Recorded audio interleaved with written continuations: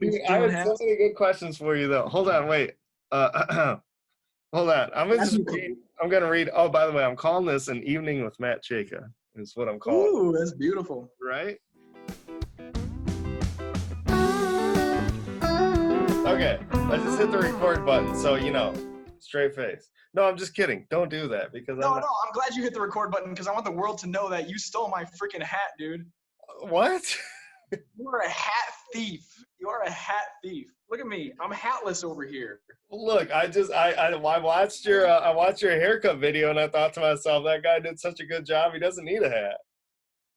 Man, I got a hat too. It's cooler than mine. Not even gonna say it's cooler than yours. Yeah, well, okay, I got a question for you. How's your day been? It's been cool. I take Sundays off from like everything, and I took Elaina out. Elena's my girlfriend, and I took her out for a nice dinner. Yeah, are you And guys quarantined together then? Hold on. Let's break what is it, the third person like barrier or whatever? Like, I know what you're talking about, but if anybody else watches this who doesn't know about it, I feel like we have to like kind of be there to like walk them along and like tell them like, so your girlfriend's Elaina, you are yeah, I'm in Dubai. in Dubai. I'm chilling in Dubai. So like right now, what time is it over there right now? 8 or 9, something like that. Yeah, so for me it's like No, it's not. 10. It's 3 p.m. It's 3 p.m. on a Sunday, but How did you get 8 or 9, dude? What the heck? Yeah, for me it is 11 p.m. So like it looks like this out my window. what floor are you on? I'm on the 11th floor. 11th floor. Are you like right in the heart of Dubai there? No, I'm outside of Dubai. I'm like 20 minutes by cab outside of Dubai. Okay.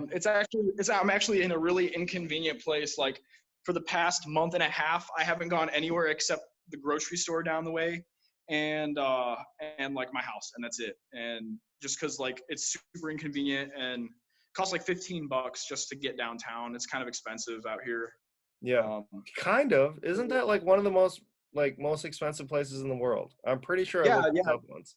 It is one of the most expensive places in the world, but it's also like one of the best places to make money doing what I'm doing. So it's kind of like a trade-off, but it's really cool because I just spent like 2 years in Asia, and like there's a lot of places I spent time in that don't have a lot of foreign amenities, let's say, like foreign food restaurants, or at least good ones, you know. Here in Dubai, you can get everything. You can get any kind of burger you want, you know, Mexican food, pizza, and all that stuff. So it's actually really nice to be in a place like that. It's a real like break from the constant culture shock, you know. Yeah. Have you ever seen a Walmart or like a McDonald's or something and been like, like Okay. a piece of home? Like it like Yeah. it almost feels Yeah, like for it. sure. Every time I see a McDonald's, I'm always like, the empire has expanded here as well, you know, and like The empire is strong with this country. yeah, right, exactly. And also like with Elaina, we'll like get into like you're a Russian, you're an American, you know, you don't know this and this and this or whatever. And I'll always be like, do you have McDonald's in Russia? She'll be like, yes. And I'll be like, well, then we won the war, you know? Yeah, So just selling vodka, or I don't even know what like Russian. Potatoes and vodka. Oh God, I yeah, feel bad. We're gonna need Elaina to come in. If we keep doing these, we're gonna need Elaina to come in and give us like a daily Russian update. So one really funny like thing about dating a Russian is that we have euphemisms for different things. For instance, in English, we have a word for when your underwear gets stuck up your ass crack. It's called a wedgie, right? Right. And they don't have a word wedgie in Russian. Instead, they literally have a phrase that says panties eats ass, or ass eats panties. Ass eats panties. There's like a whole yeah. I can see it. Yeah. And every day we find some kind of new weird thing that makes us laugh and whatever. So it's a real trip, man. It's a trip. Yeah, it's super funny. I feel like in China there was a big amount of like it's crazy because I feel like their entire language is kind of based off of sayings. Like less focused on a single word and more focused on an entire feeling, emotion, like vibe. You see the little letters that they make and stuff, and that one little symbol means an entire like emotion, paragraph, Yeah. feeling almost, where it's just like, wow, I've never thought about it that way. Um, how Coronavirus. Yeah, coronavirus. Your blog. I watched the blog episodes, but you have them timed out to be like the perfect amount of time, like basically 3 to 5 minutes around that area. Incredibly interesting to watch from your bird's eye view. It was like from the first day to 2 to 3 months. I think you got into it of how the virus was going. Like, when's the next update gonna happen? Can you tell me what it was like living in China when that stuff was actually going on?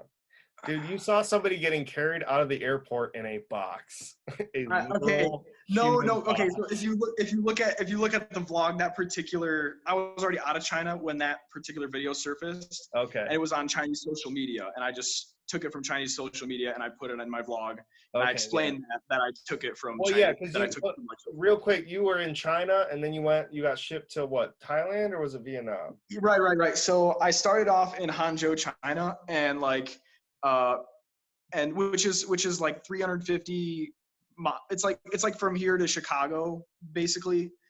When it comes to distance between me and the epicenter, where the virus originated in Wuhan. So Yeah, Hangzhou and Wuhan are like that far apart. So I flew Elaina from Hainan, which is like an island in China, to Hangzhou, and then we both flew out to Thailand. And we spent a month in Thailand, and I started gathering I did take some footage at the airport, but they're kind of strict about recording at the airport in China. And honestly, I was kind of worried about like posting that kind of stuff because China is so uh they're pretty strict, man. yeah, man, it's Like, kind of compared to scary. what we're used to, they are pretty Yeah, strict. it really took me like 3 months out of being out of there to actually be like, okay, I could probably post this now, you know what I mean? Yeah, well, that's what I thought was like crazy interesting about it, because I was watching them, and and I was just like, I know you, and I was just Yeah, like, yeah, yeah, it's whatever Matt's doing, like, yeah, I yeah. watch this stuff, and I'm like watching it, and I was actually captivated, like legitimately captivated, because I was like, you're getting our perspective on something that's happening to everybody, like some unprecedented thing that's happening to everybody in like basically the epicenter and or just around the epicenter, like close to, because you're so much closer. I mean, you know, it's like if, but it was super cool to hear like our perspective of being right in the middle of it. It was really Mhm. wild, actually. I mean, yeah, since the virus was detected, I have flown like 5 flights in the last 5 months, and in like 3 different countries, and it's different in every country. And I kept getting ahead and ahead of the virus, but finally, everything caught up to me. And here in Dubai, everything's shut down. Like I don't have a job. I'm not playing music anywhere here, Yeah. and it's been like that for like a month and a half. It's been really strict here. So when like with the quarantine and stuff, basically I have to apply with my passport online for a government permit to go outside, and I only get 3 hours a day every 3 days. That's how it was for like a month. And then everyone's cool with it. Like I have like my next vlog, it's going to be about the quarantine in Dubai and my experience here. And like people were cool with it. People just want to like stay at home, get this thing over with so that everybody can get back to work. Like people here are really into working and making their money. There was no such thing as like protesting the government about this kind of thing. People were really unified and in solidarity against this virus so that we can all start getting back to work. And then to sit here on the other side of the pond and watch, armed protesters storm the Michigan Capitol, or the Michigan State Capitol, and just be like, it's only been what, like 3 weeks. You guys had like 3 weeks of boohoo, I'm at home, and then everyone's going crazy. Like, come on. Hey, it was March 12th, because I remember I was vacationing in Mexico, and all of a sudden, when I got back home, shit hit Yeah, the fan. yeah. But and, yeah, but and honestly, yeah, and life's not that bad. Like honestly, like I'm using this virus to like practice. So I'm using it. I have a use for the fact that I'm not working too. All right, Like, who's paid you off? it was Bill Gates, actually. Bill Gates paid you. It was Bill. I knew it. It's all a big conspiracy. Yeah, it was Bill Gates, man. Don't forget to get your vaccines. Yeah, well, I was gonna pick some up at Rite Aid, but they closed down early because of the whole virus thing. So yeah. Anyway, it just makes me sad, like some of the stuff I see on like coming from Facebook from my family or friends back home. Like it's just sad, man. well, I'll tell you what, the whole thing has been a huge bummer. Yeah. Yeah. Although I will say, I don't know that necessarily you and me would be chatting it up on a video conference call. We probably would do that, but I like that this pushed us to actually sit down and do it for sure. Yeah, and I really dig the video you made. It's pretty cool. It's a cool song. I'm excited about it. I'm so pumped. Yeah. Well, are you layering multiple videos? All right. And also, too, who is that? Relax. Is that Elaina? Yeah. Hi, Elaina. Hi. No. No svidanya. Wait, am I saying that right? I just brought fucking whole bottle of gin. Dennis was asking me, can I drink it? I was like, yeah, we're not going to drink it until like next month. That's so British. Where's the vodka? Come on. Can't you we're doing gin and tonic. I actually haven't had, it's really hard to get, it's really tough to get alcohol here, like in Dubai. Like we walked for, dude, it sucks.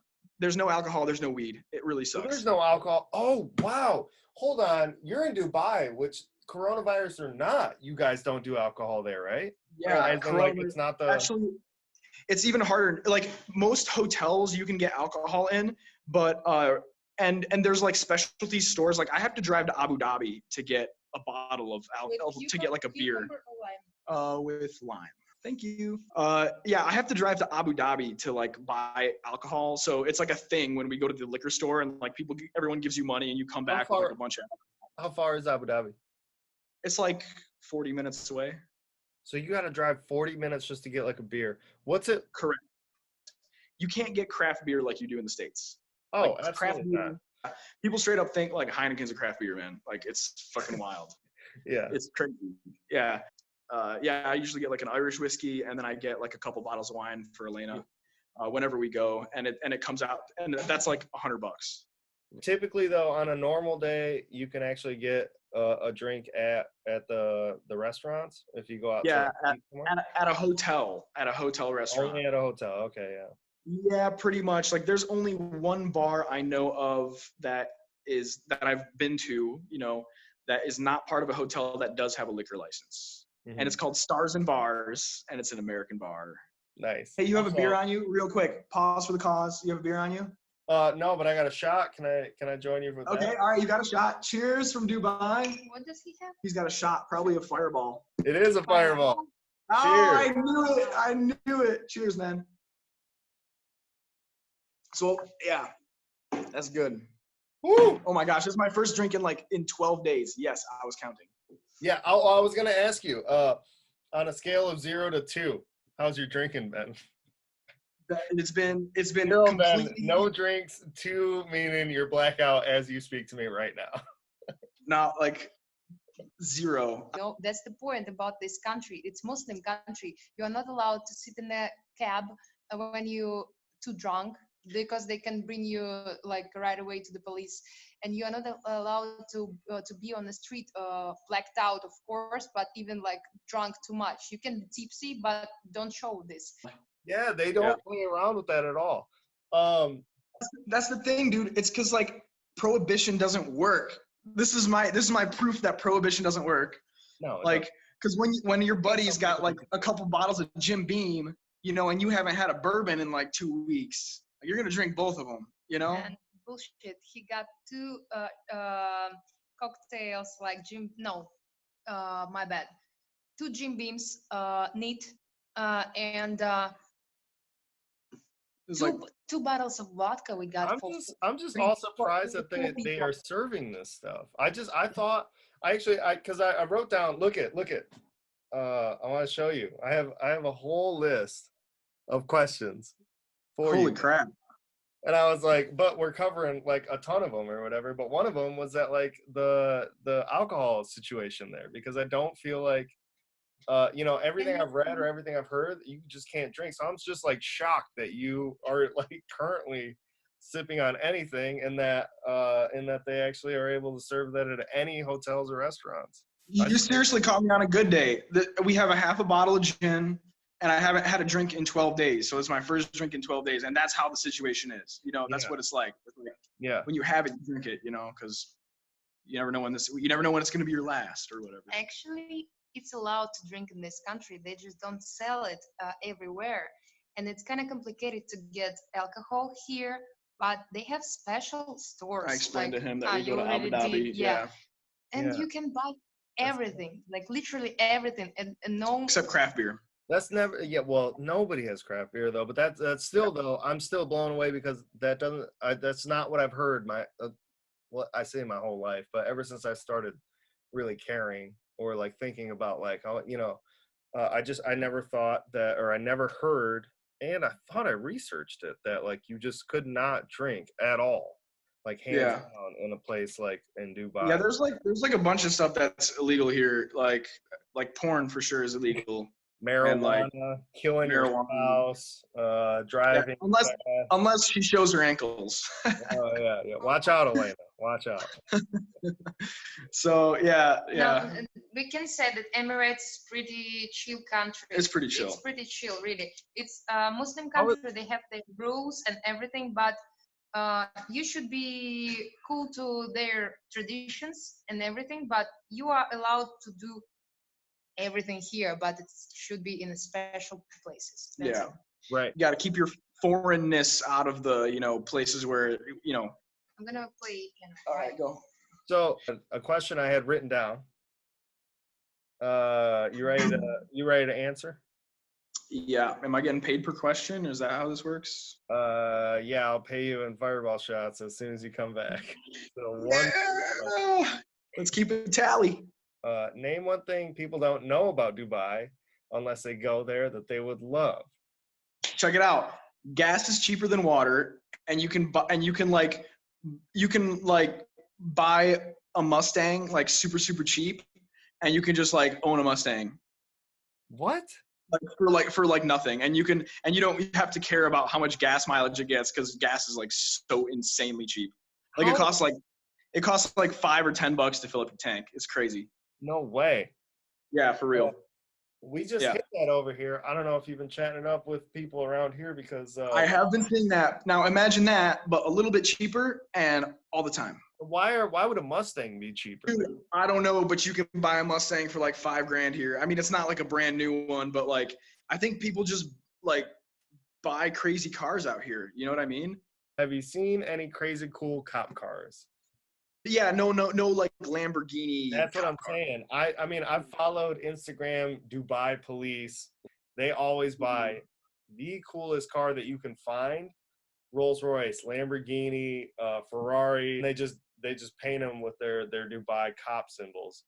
I have not seen that, but I just want to make a side note. Like, cops everywhere except the United States are kind of like total pussies. In every place I've ever like visited, cops are just like really skinny dudes that wear oversized clothing and like maybe have pepper spray. They might have pepper spray on them. You know what I mean? Like in America, dude, I got pulled over one time by a K9 unit dude who was like just completely stacked, had 2 guns and like 4 pairs of handcuffs on his belt.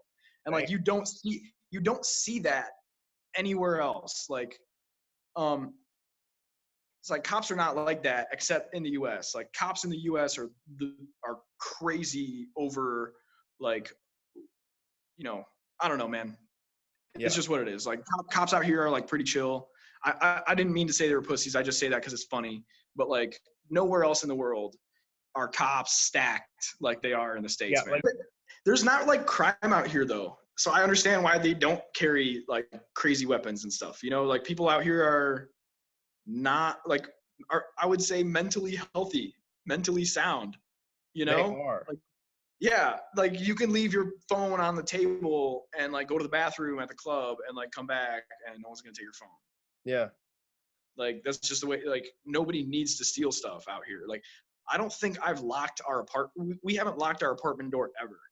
Like, our apartment door is just perpetually open. So I am currently in a 2-bedroom apartment. Yeah, I'll just show you, bro. Like, yeah. Oh, I'm a musician. I play guitar, by the way, everybody. Yeah. I take like 3 to 6 month contracts in hotels. That's not the best explanation. I feel like you're a contracted musician. A company puts you with a band in any part of the world, just so happens to be Asia right now. Or what? Yeah, so I recently moved to a new agency that's only here in Dubai. Okay. And I like it better because it's not like, I used to be in a company where we as a band were sent to a hotel and we play the same thing like 6 nights a week. Well, not the same thing, but like, you know.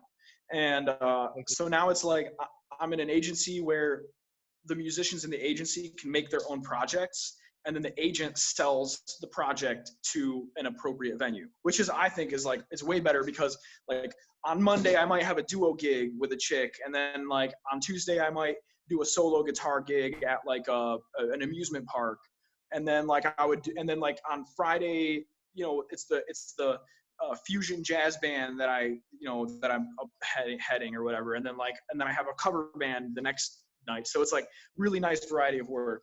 And then basically all these agencies, they make sure that you have a place to live and everything, so I don't have to worry about accommodation or whatever. So like, this is our room. Me and Elaina live here. It's we kind of clean today. I have a desk, you know, I have like a little thing here. I have an exercise mat.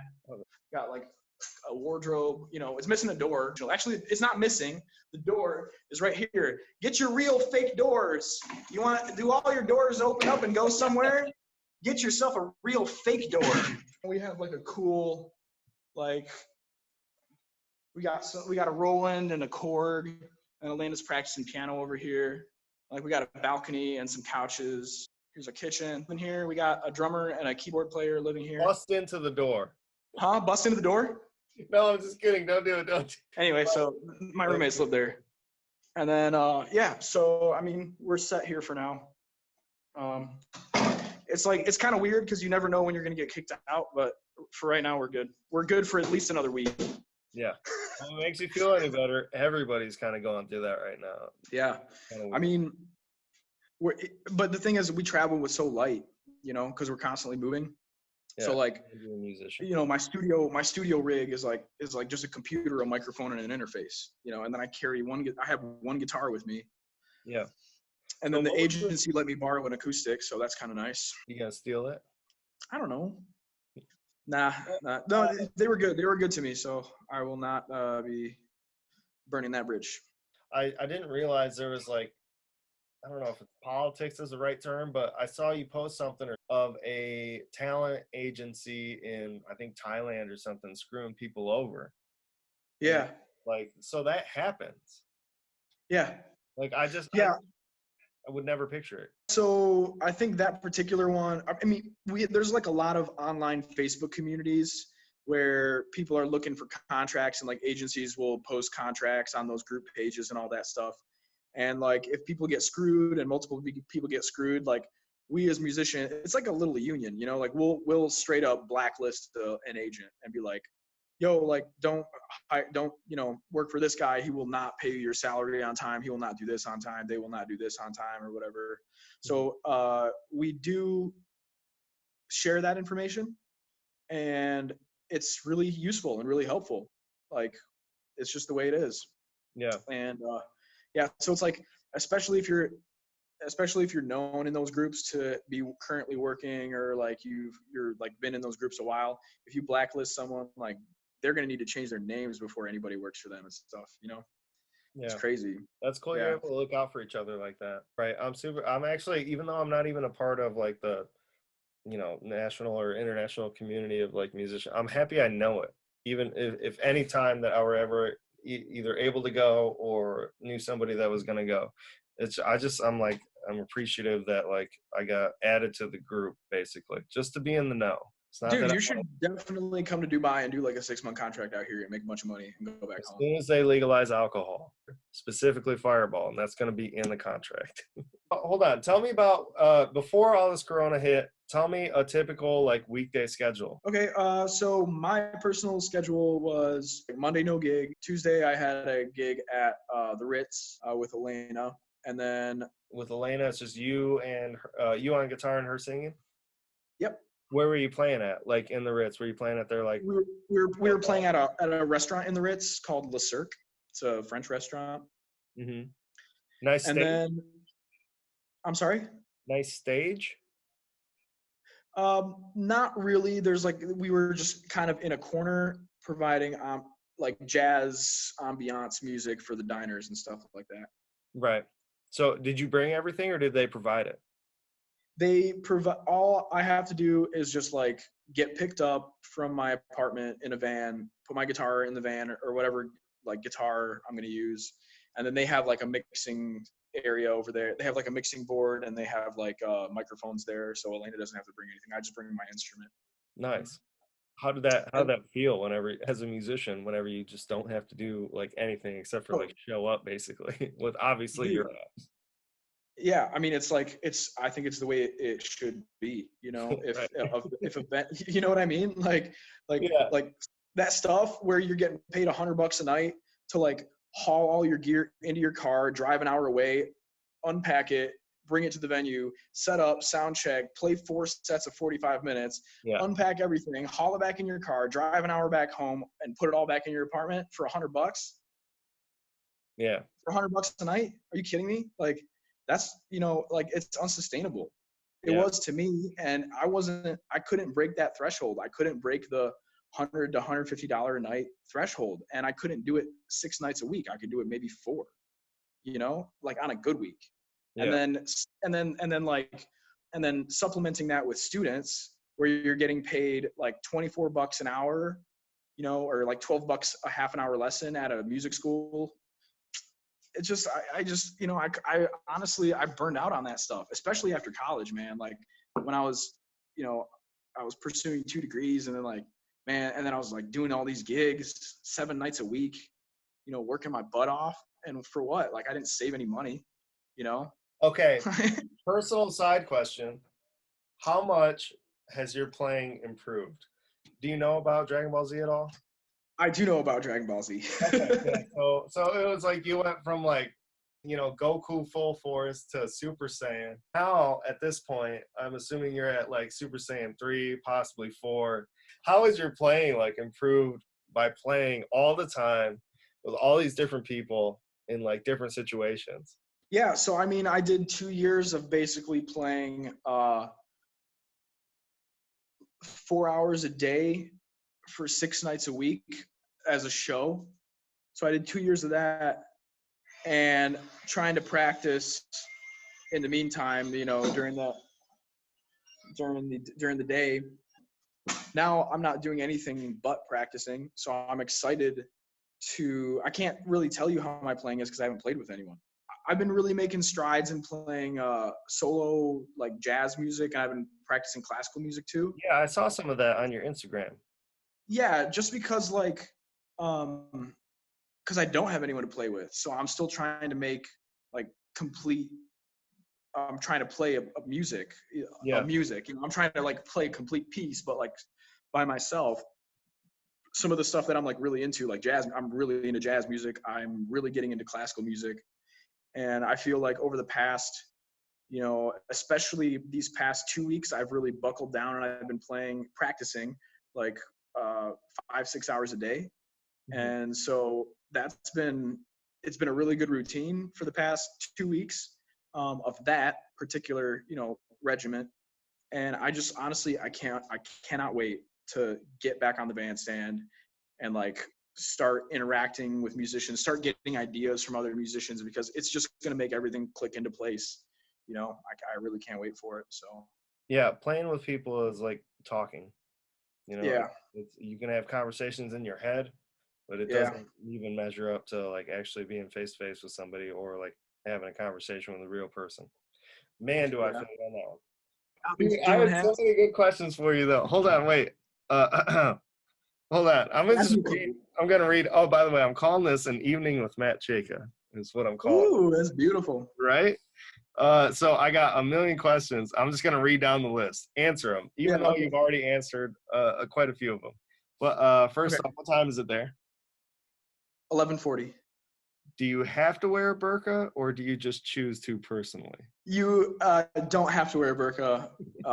I was trying to force Elaina to wear one, but she wasn't too happy about it. What has the reaction to coronavirus been like there? I mean, everything just shut down. Basically, it was like we couldn't leave the house between 8 p.m. and 6 a.m.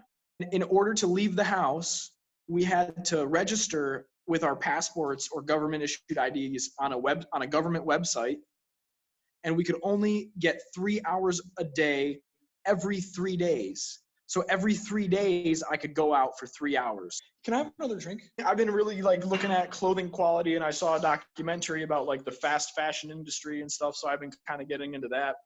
Dude, I don't know, man. Check it out. Check out this shirt I'm wearing, bro. Chernobyl. Oh, nice. Did you watch that series? I did. Yeah. Did you guys both watch that series? Yeah, we did. She got me this shirt at Chernobyl. She went. Ask her. Ask me. Hi, Elaina.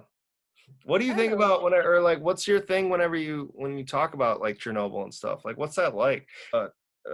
Perspective. I went to China, and old people there did not know what Tiananmen Square was.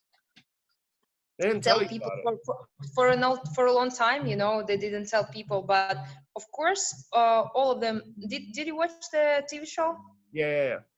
It's actually quite right. But they didn't want to. We didn't want USA and Europe know, but it was very obvious, because people in another countries started to check the radio. I'm not sure how it goes. Radioactivity. Yeah. You're making me think of words I don't want to think of, but yes. yes, they did. And now, of course, this was a big tragedy for people, and people think that nobody lives there anymore, but some of the areas already have even villages and everything, and people live there, and it's not dangerous anymore. But some of the places, we call it rыжий лес, like a forest, ginger forest. I don't know, maybe red forest. I don't know how they translate. Yeah, how they translated this for you. But even now, I was there, and we were in the car, and they told me to just close the window right away because it's still radioactive. So that's the thing. People already know everything. They just wanted to keep it in a secret, but it's impossible, It's just impossible. Right. And also one more thing. It was a military base, former military base now, and it's a big, huge. I don't know how it calls. Matthew, do you remember in Chernobyl this screen? Right. Yeah, there's like a steel dome that covers the original site, the site of the reactor that exploded. Just the reactor. Doesn't matter. It needs to be lead, says Thomas. Nice. Thomas coming in with the facts. And the thing is that they maybe didn't want people to know about the tragedy in Chernobyl because they were covering this military base. It's one of the meanings about this, opinions. I mean, about this because the place is kind of like secretly blah blah blah blah blah to keep it under wraps, to cover secrets of USSR and stuff. I'm very far from politics, but if this summer we're gonna go to Chernobyl, we're gonna make for you new pictures, videos, and actually we can even ask people there. So what do you think? Just if you're interested in this. But it's not too dangerous now. It's like some places there, yes, dangerous, but actually they already did everything. We're only like 150 million years away from being able to eat gum off the streets. Actually wondering when we can eat Jolly Ranchers off the streets. 149 million. I don't have the time. Nobody has the time. What day is it? I don't even know what day it is. Oh, it's Mother's Day. Say Happy Mother's Day to your mom real quick. I will. I'm going to call her right after I'm done talking to you. I'm just wondering what is behind him. What the fuck is this? It's a picture. Is it canoe? No, it's a painting. It's a painting. I can hear you, Elaina. No, what's this thing? Like from the Wanna know what's behind the right shoulder. No, the other one, the other side. Is that like a Samoan paddle? Oh, No, yeah, it is. Well, I don't know. It might be a Samoan paddle. I'm not entirely sure, but we've definitely Hey, used it to hang that's a pretty good guess, though, right? dirty towels and some No, this thing. Yeah, What yeah. is this? It might be a Samoan paddle, or it might be Norman's enormous butt plug. I don't know this word. Samoan paddle. I don't know. Norman, is that your Friday night up on the wall over there? Oh my god. Look, I don't know where we got that, but it's been there forever and ever. And whether or not it's the best use of that towel or that paddle, I'm not sure. But Yeah, that seems really appropriate. Jesus, I don't see the paddle. How you call this It's thing like for rowing? it's a paddle. It's a paddle. How you call this thing for paddle. rowing? Rowing paddle. Rowing. Paddle. rowing. Okay, I was thinking that it's pedal. I didn't know that it calls pedal. It's about as appropriate as drawing a mustache on the Mona Lisa. I'm assuming. Yeah, I don't know if it's the best thing, but it's all we got, so we're gonna stick with it. All right.